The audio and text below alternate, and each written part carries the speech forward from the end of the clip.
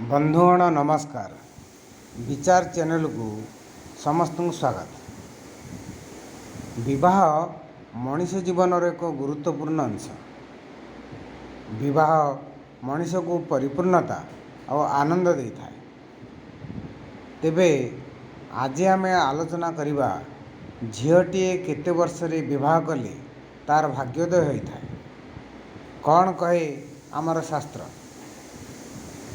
जुग्म वर्ष 20 और जुग्म वर्ष 22 झीटीए विवाह पक्षे शुभप्रद नुहे, किंतु वात्स्यायनदी मुनि मतरे जन्म मास ठारू गणना करी जुग्म वर्षर 3 मास मध्य विवाह कले ता अत्यंत शुभप्रद होता है।